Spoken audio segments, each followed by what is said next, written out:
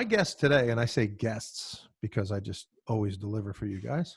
I didn't just bring in one Shark Tank member. I brought in the entire duo that just kicked butt when they got in there. And you guys remember Lee and Tripp Phillips just going in there with Les Glue. And when I first saw them, do this, I was like, all right, the kid's 12 years old and he wants to glue his Legos together. I get it. I mean, it's going to really stink after when you can't take them apart. But then we found out what happened, right? And then we found out that that's not the case. Because I glued Legos together, just got in trouble for it. That's all. Big difference. You remember Le Glue? It's the non-permanent, non-toxic glue. It's kind of just a temporary thing, right? You put your building blocks together, your Legos, whatever, stick it on there, and then, hey, you know what? Time to redo. Soak it in warm water, I think, or something for 30 seconds, a minute, and we start all over again. Really cool. I mean, that's really good stuff. And so I am really excited to talk to Lee and Tripp Phillips. Guys, welcome to What Would You Ask podcast. Thank you, Nick. So let's jump in and tell us a little bit about the product that you brought in. I don't know where it is today. I don't know what's going on. We're going to find out about that at the end. But tell us what you brought in. I probably didn't do a great job describing it, but tell us what you brought into the tank. It's a water releasable glue for building blocks, and you had it pretty close. Tripp's vision was that he didn't want them to stick together forever. So, got it, and that was the case too, right? Isn't the warm water does take them apart, doesn't it, or no? That's warm water does take them apart, yes. I mean, that's pretty darn cool, I think, because I'm not kidding you. I remember.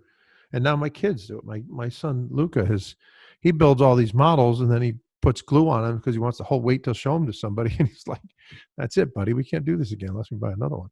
And I'm not buying another one. So let's go ahead. They're expensive. Yeah, that's right.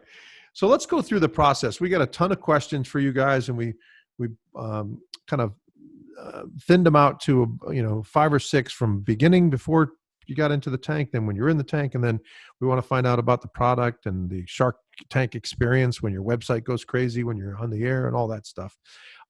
Jason from Stowe, Vermont wants to know, how long was the audition process? How many times did you apply? And how long did it take to find out you're going to LA? Jason, what are you asking? 5 questions here? We're one at a time here, buddy. Well, when he means how long did it take, he means like the very first time we. When you applied. You don't know what it means. We went to an open call. Oh, okay.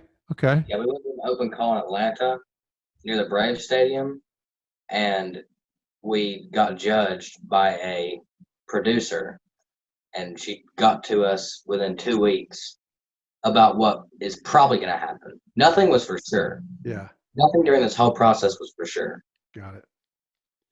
And yeah. So I'm reminded by some of the inventors that I've and entrepreneurs that I've worked with that they say they end every call by saying the same thing. That doesn't mean you're going to go on TV. It doesn't mean you're going to go. They remind you that at every step along the way. So you do the open call, and then you get a call back saying what? Okay, we like what we saw. Let's put a video together. Is that how the process kind of worked for you guys, or no? Yeah, let me tell you a quick story that you'll enjoy. Obviously, Tripp was 11 at that time. Oh, wow. And so we had some rules in place about cell phone usage and things of that nature. Well, I walk upstairs. It's about 9:30 p.m. in Eastern time. And obviously, they're in L.A., so it's not 9:30 to them. And I hear Tripp talking on the phone. So I'm just about to go in there and bust his butt. And I walk in the door, and he's sitting back in his little lounge chair that he plays Xbox. He's playing Xbox, and his phone is laying on his chest. And he's talking to somebody, and I'm like, what the heck? And he looks at me and points down and goes, Shark Tank. I'm like, why did you come get me? So that was how he got the call back. Oh, that's funny. What did they say to you, Tripp? It was just really like, they do their best to not get you too hopeful. Yeah. We may get you to make a video. You may be going forward. So we actually ended up going forward and making a video within the next week or so. Yep. And then when did they come back and tell you, all right, guys, we want to bring you out to Los Angeles, even though it doesn't mean anything. We just want to bring we want to bring you out to Los Angeles. That was really like a month later. Okay. Whenever they told us we were probably going to go out to LA. Yeah. So it was a lot of waiting. We had some extra paperwork that most people don't because of having two minors involved. Right. Tripp's sister Allie owns part of the company as well. So I think that might have delayed the final process a little. Got it. Okay. So Amy from Indianapolis, Indiana wants to know, once you got out to LA, tell us what your experience was like. That's a pretty broad question, but It was still a lot of waiting. We had to wait like 4 days before we even went. We just stayed in LA for really a week. Almost. And it was a lot of waiting. And we went around the city. We experienced LA, went to Hollywood, went on a tour bus for about a day. It was cool. fun. That's cool.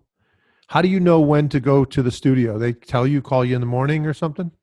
They told us whenever we got there, whenever we'd have to go. Okay.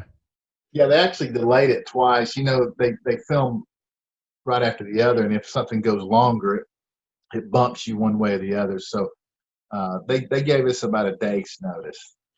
So then you get into the studio and you're in, I imagine, trailers. I've heard you're getting put in trailer first, and then they come and get you and say, okay, you're basically on deck, right? You're the next one up, and they bring you into what we call in the industry a green room. But I don't know if some people are telling me it's a pretty dark room and it's pretty cold, and that's the experience I've heard about. Tell me about your experience when you get put in the side of the studio on deck. It was really like once we got there, they said we were going to go at 11 o'clock, and it was early in the morning. So then we waited. It was 11. I was ready. They said, okay, we're going to push you back. And they kept on doing that until about 4. Wow. So I was just sitting there waiting, and it was the trailer sucked. There's no TV. You can't have your phone. So I took Tripp out and we pitched pennies against the wall. I taught him how to gamble. There you go. So then you finally get called inside, and it's almost 4 o'clock, and you've been there since early morning. Wow.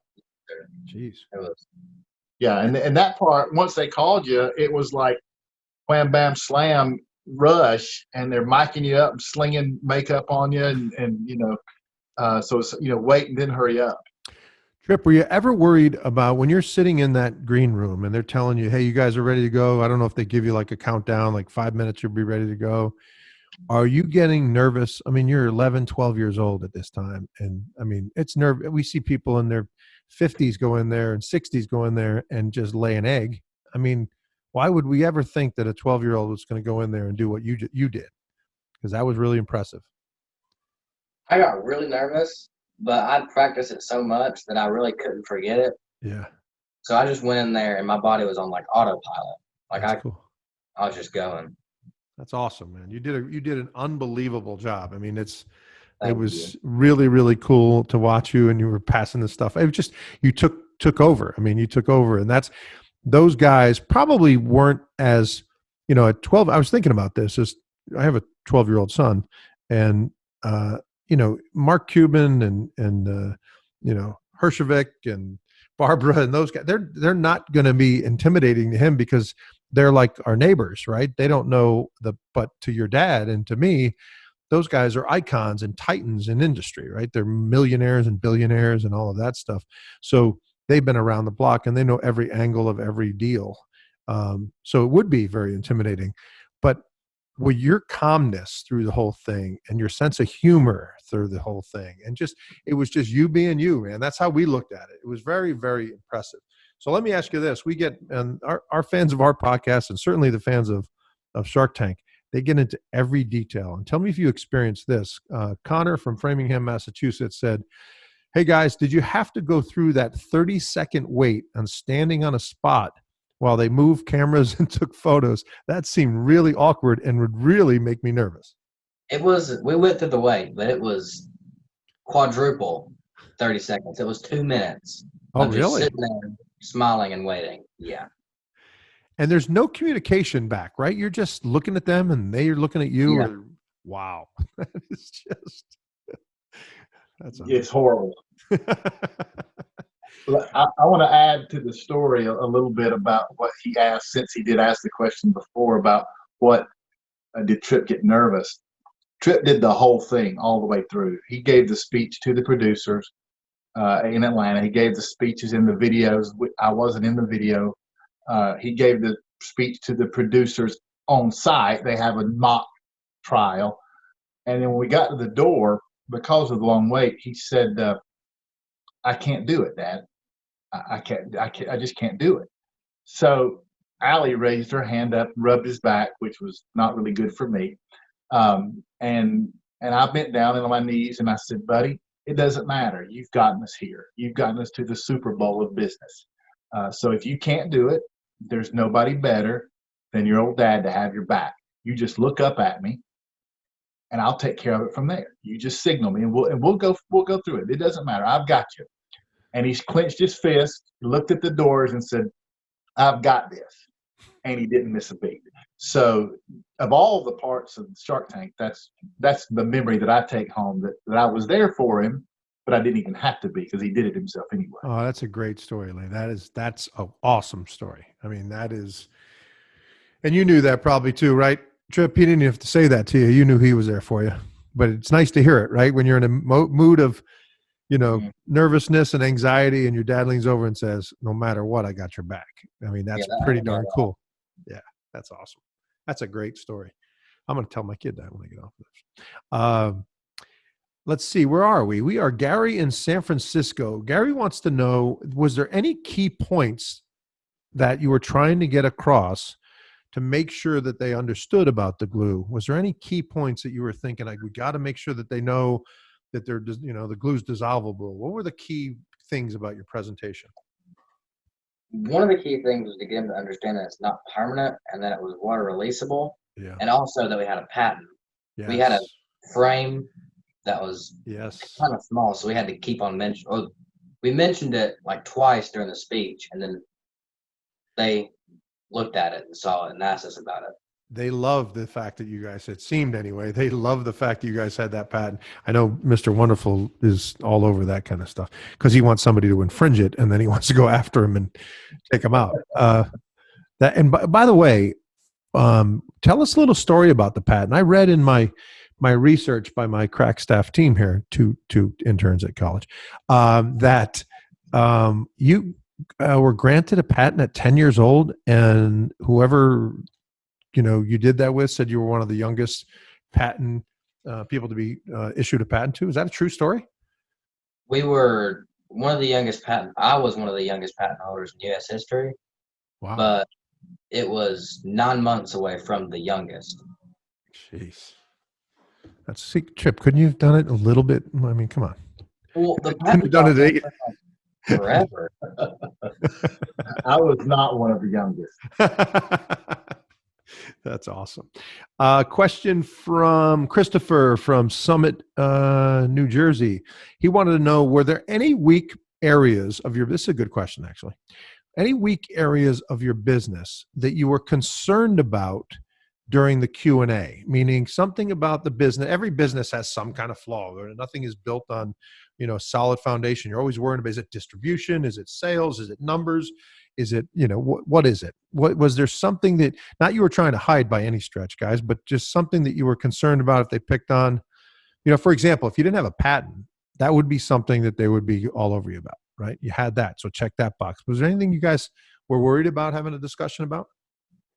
I was worried about really everything because I thought I would forget the questions. But as far as like actually the business goes, the only thing we didn't really have a lot of was advertisement, but we still had advertisement. But then we had really high margins, so that kind of made up for everything in the flaws category.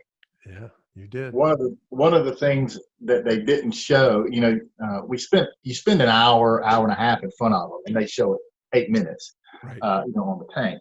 Right. So it's quite a grueling process. But one of the things that was pretty funny that for some reason got left on the cutting room floor is when they asked Tripp what his margin was, and he said, well, I just finished the 6th grade, but if my math is correct, it's 96.4%.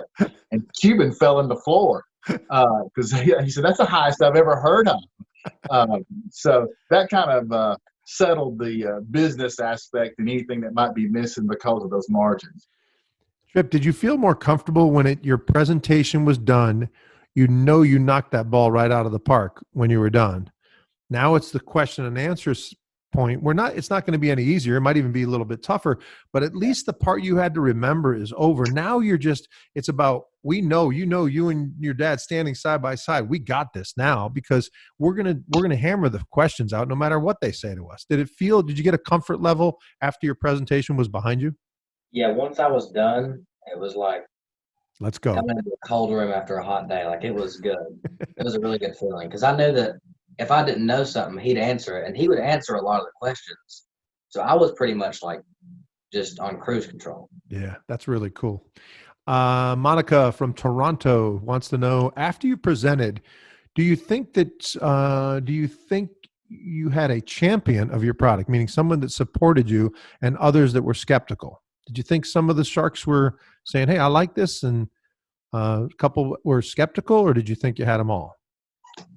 I didn't see anybody. I mean, I've watched the tape a bunch. I didn't see anybody that didn't like the product. Did you? None of them like disliked the product. No. Yeah.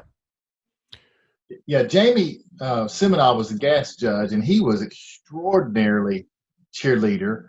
Yeah. And as was Mark Cuban. In fact, Mark Cuban's kids were in studio that day, and they were about the same age as Tripp. So they both were real cheerleaders. Lori didn't understand it, but I don't think she got kids or ever played with Legos. Again, one of the things Tripp said to her was like, he said, have you never heard of the Lego movie? It was a Craggle. And she was like, no. So Tripp said, I'm the next savior for Craggle. There's no more Craggle. But she never understood that. But then that's okay. You guys had good numbers. You mentioned 52K, I remember, in the last year from when this was being filmed. And then you were already like at 35 or 34,000, and it was only May of that year. So your number, you extrapolate that out, and you guys are winning again, right? You're having another good year. Did that make an impact, you think, on the Sharks? It made them like realize that it was actually a legitimate business and not just some crappy idea that we come up with. Yeah. Anything you can change if you looking back? I'm sure you've seen it a bunch of times on TV. When you see it, do you say, "Oh, I should have said this"? Because you always do that in any presentation, anywhere. I get off this show and got 15 things I should have done, not said, should have said. So trust me, it happens to all of us. But was there anything you went, we shouldn't have said that, or I should have said that? Any regrets of anything? Personally, I didn't really have that many regrets because we went over it like for so many times. Like if we missed anything, then it was a small thing. But I had a few little ones. Like, what was one? Should have asked for more money. Yes. There you go. Because whenever we were about to go on, like this was a minute before they opened the doors. 60 seconds. They said that they're having a bad day today. A lot of people got rejected because, like, by the Sharks, they didn't get a deal. So we were thinking up something really quick. So we decided to go from 100,000 to 80,000 to try to increase our chances of getting a deal. And you made that last second decision to change it. And what did you just tell a producer and then they adjust it? Because they got to put it up, well, anyway. The producer's the one that asked us. The Sharks don't know anything about you till you walk through the door. So the producer just said, hey, they're struggling today for some reason. And about 3 people in front of you have said 100,000. He said, change the number. Just get them off that number. So if you watch the clip, when Tripp comes out, there's a slight delay when he says the number because he's practiced 100 grand so much. He goes 80,000.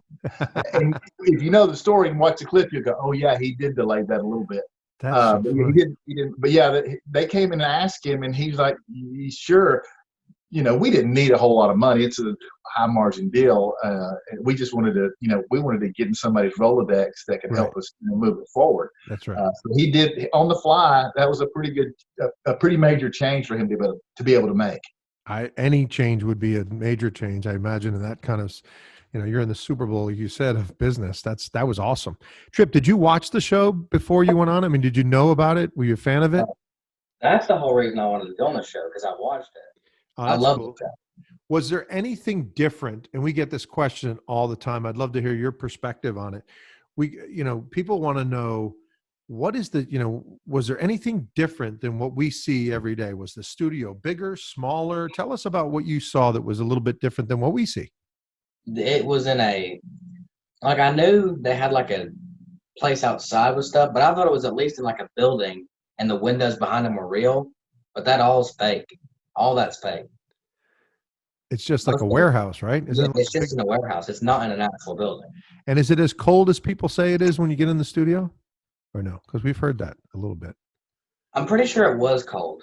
Yeah. I didn't notice it being cold, but I like to be cold. Yeah. So it was not. It didn't seem bad to me. So, but yeah, you're traxing through boxes and old carpet samples. I mean, it's like walking through a junk man's house, and then bam, there's the studio. I was talking to someone earlier today I said, what was different? And he said, and this is a guy in his mid-40s. He said, when I walked through the doors, two things happened. They told me, keep walking, the doors will open. Just keep walking, the doors will open. And he said, and they said, and then just make sure you hit your mark. And then he said, I started walking and I stopped. And they said, what are you stopping for? And he goes, you didn't start the music. He goes, there's no music. He said, where's the dun, dun, dun, dun, dun, dun? And he's like, we add that later. He's like, oh, he had a back and forth with it. And the producer just said, just go. It was really funny. He wanted the music to be played. Oh, It was boy. a lot different. What's that? It was a lot different. There was no like sound effects or anything. It was pretty quiet whenever we were walking. Yeah, that's interesting you say that, because one of the things I realized doing all the watching for this series that we're doing at the podcast is there's music throughout the show. I mean, when I watch it, I'm watching it, but I never was thinking about all the different, I mean, when Kevin gets, upset about something, they'll play a little bit of drums and they'll, and there's a lot of music throughout the show the whole time. And when you cut all that out, it's even more nerve-wracking. I can't even imagine what it was like to be there.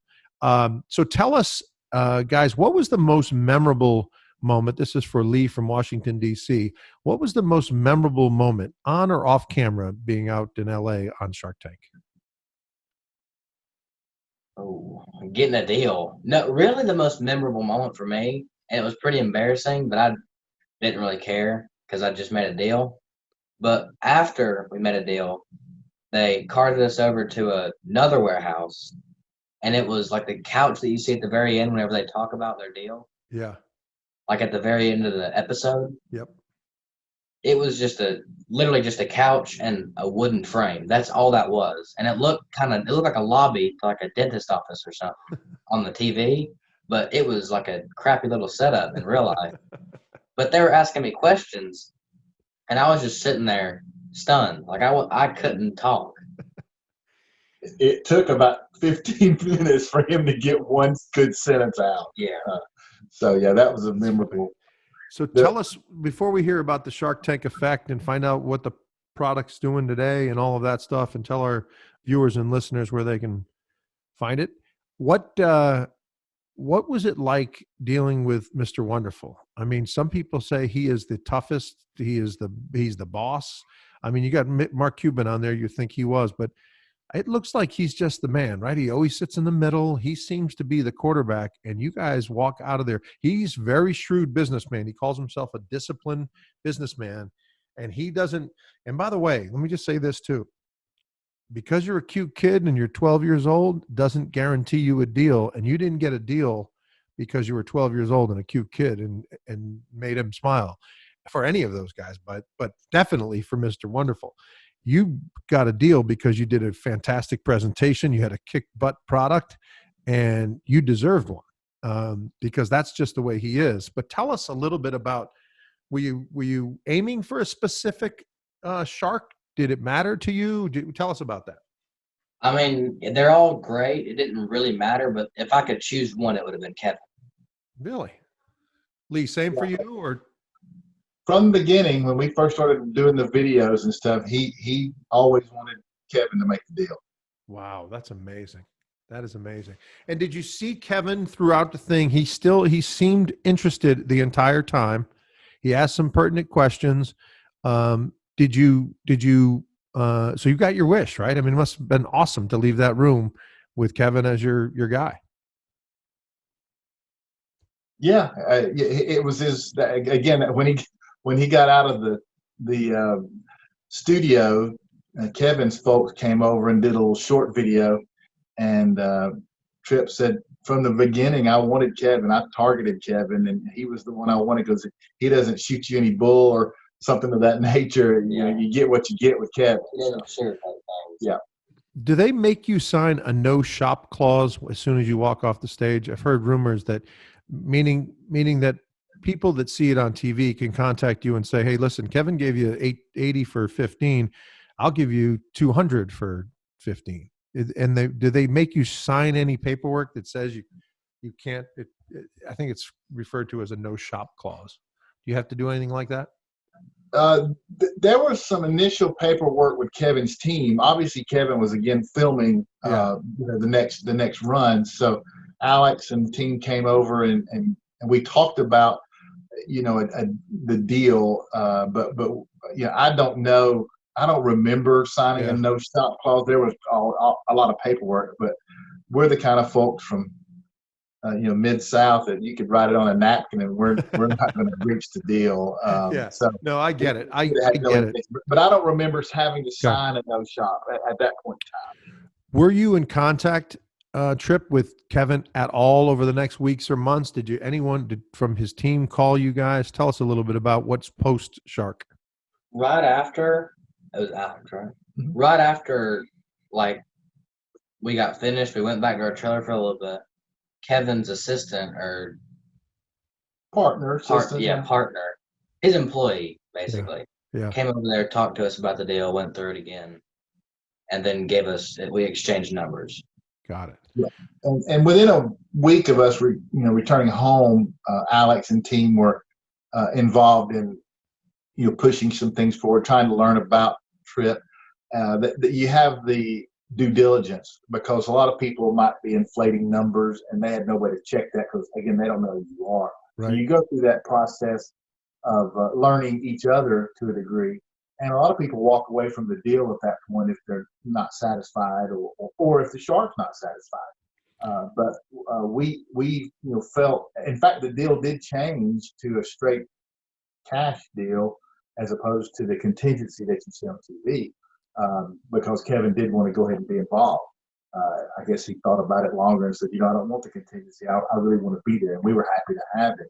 So one interesting thing about it is, obviously, since I was the guardian of Tripp and Allie, I had to sign all the documents and be involved in these type of talks, the business side of stuff. And we set up the original meeting to go through that due diligence, go through the terms sheet is what they call it. And Tripp was actually still in school, middle school.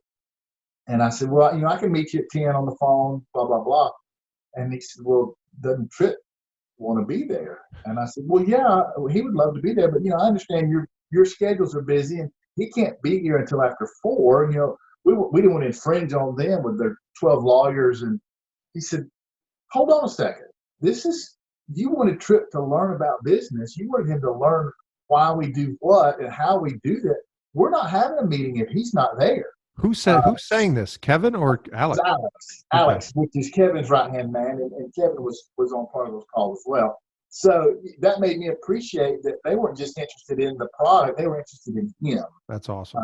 So it was a good learning curve for both of us in that respect. Do you remember, Tripp, the first time you heard Mr. Wonderful's voice again after Shark Tank? I think it was actually like a week after, and it was whenever he was coming in from filming. Yeah, they did a Zoom-like call. Skype, what it was. Yeah. Old school Skype. Yeah.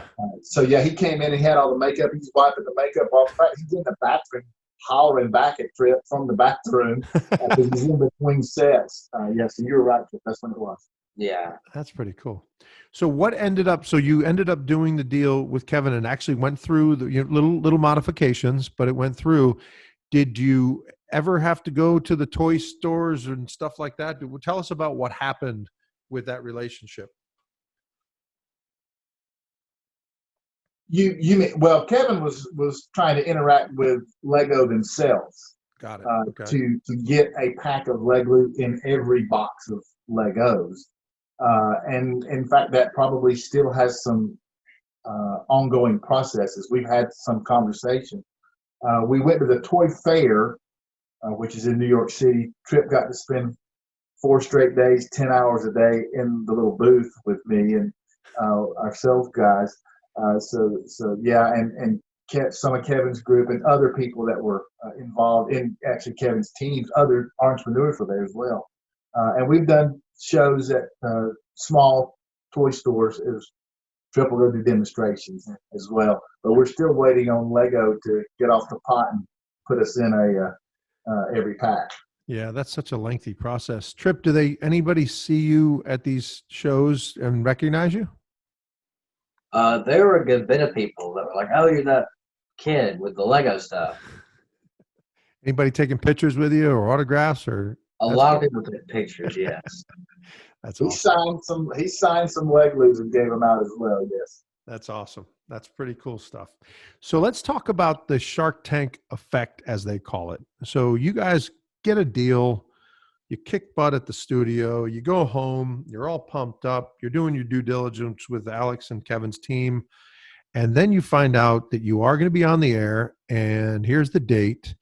And tell us about that. Are we doing viewing parties? Are we going to a local restaurant and just tearing it up? What are we doing for the show?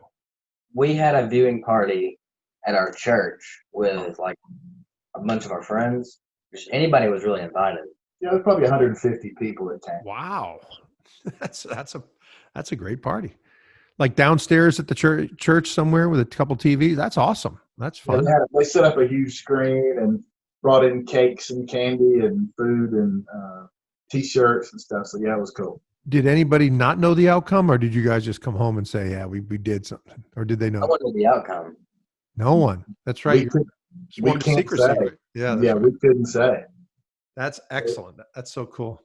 And what happened with your website, your emails, your phones, whatever, after that appearance? Did everything blow up? Did you get a lot of business? Tell us about the Shark Tank effect. We had a giant business grow up, like sales number. Our website would have crashed, but we had the Shark Tank peak.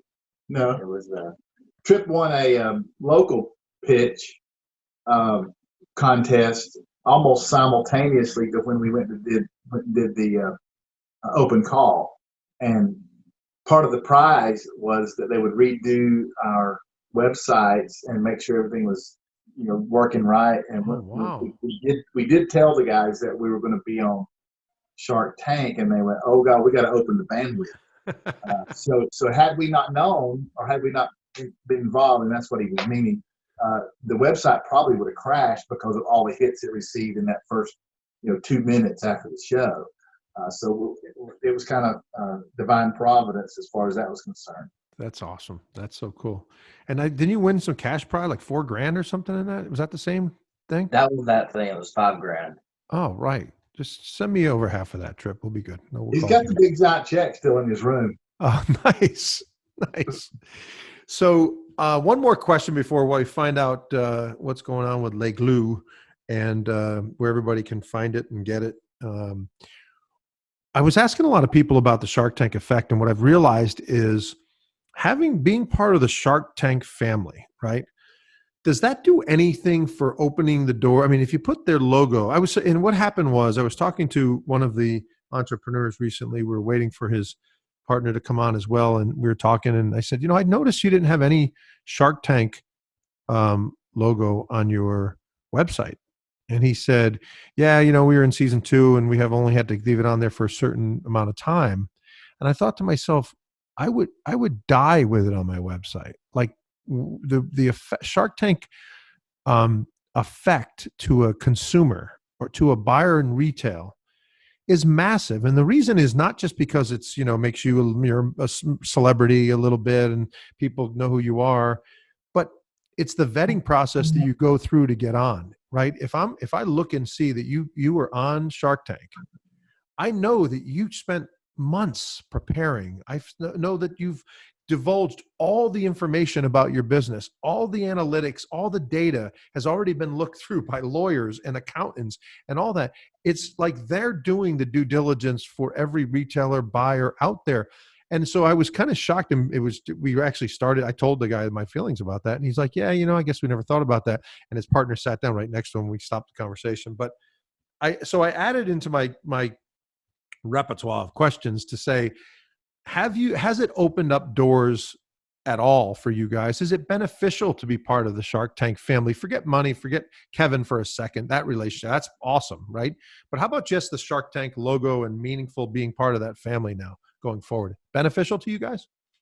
Yes, it was very beneficial because a lot of people that were at like the meetups for Shark Tank, like not Kevin, just like regular contestants, yeah, they helped us a lot. Oh, that's true. That's great. Right. That's a good point. The relationship with Kevin's awesome, but when we have our annual get together with all his Shark Tank family of companies, that's actually better. You learn more from them than you do from Kevin. Yeah.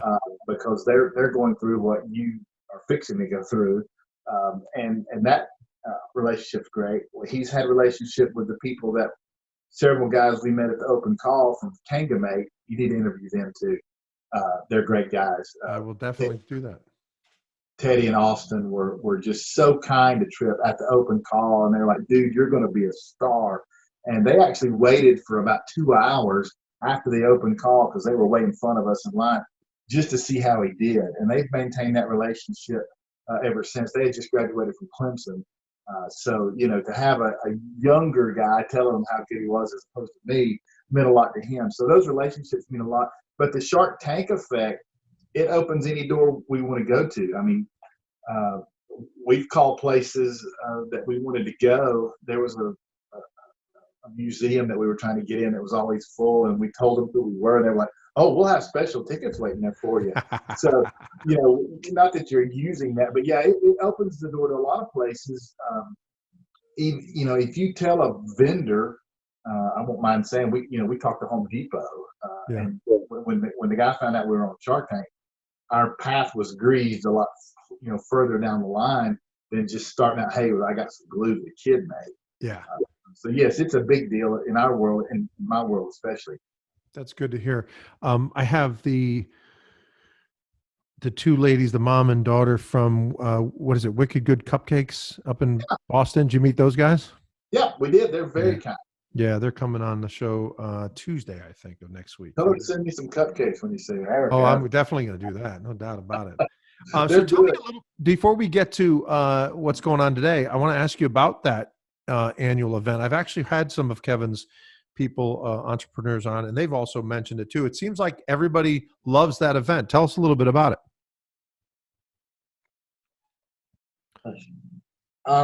It was really interesting. It was really fun, and it was fancy. It was very fancy. We went to a really expensive hotel in Miami Beach. South Beach? Yeah, South Beach. Wow. And it was... And a 12 or 13-year-old doesn't really belong on South Beach. That's true. Obviously, Mr. O'Leary was considering the normal adult entrepreneur. Yeah. But yeah, it was... And is it just a dinner and you're out, or is it a couple days, or what is it like? It's a couple-day event where speakers from different arenas that Kevin brings in, like there was a couple of executives from Amazon, a couple of guys from Google, telling you how to make your business better, Facebook. So it's very informative. He knew a lot of the stuff about the videos, how to make a YouTube video that works. He was sitting there telling me what the guy was going to say in the next 30 seconds. Is Kevin part of it? Oh, yeah. He stayed virtually the whole time. Oh, that's great. That's good. Did you interact with him, Tripp? Did you go over say hello and talk to him at all? We ate with him the second day at lunch. Oh, nice. And then we talk to him whenever we'd see him in the hallway or something. What's he like when he doesn't talk business? Is he a sports fan? Is he what's he like? Is he a good guy? Funny He's guy? very nice, yes.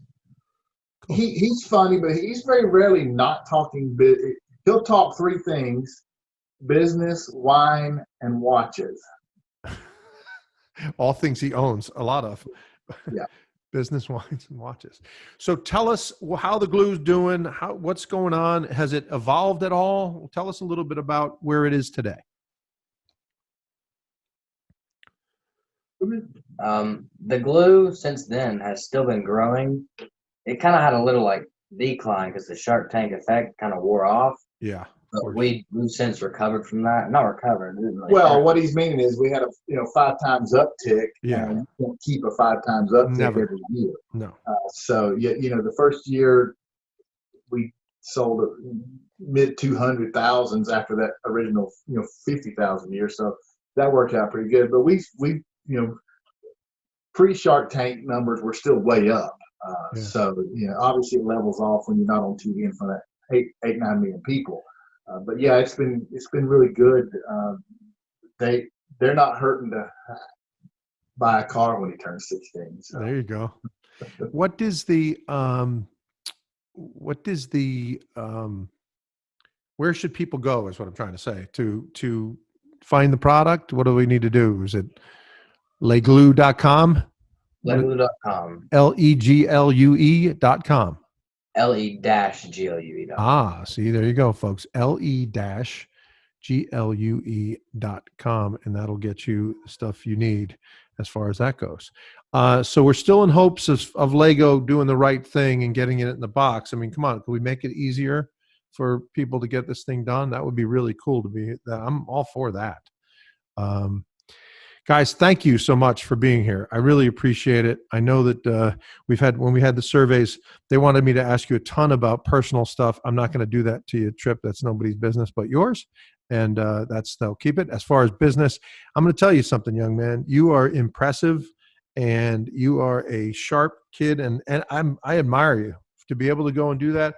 I've been in sales for 20 something years and I'm not sure I could have done it without missing a beat. And you even changed it behind the door. You know what? If my dad had a discussion with me, or even you had the idea, whoever had the idea, I would have just ran down the hallway. I just would have flew out the hallway and say, "Hey, Dad, let me know what happens when you get out." I'm not changing the thing last minute. And you go in there and just steamroll the whole thing and walk away with the toughest shark as your partner. That's really good stuff. So congratulations on the success, guys. And hopefully we'll talk again soon. We enjoyed it, man. It was great. I will tell you, Facebook has a series on businesses, how to grow business. And I know you deal with those guys. Tripp's in episode 1. Tan France is hosting it. It's worth going and taking a look at that as well. Oh, absolutely. That's great. Thank you for that. And we'll pass that on. Thank Awesome. you. Good luck, guys. Talk to you soon. Thank you. Take care.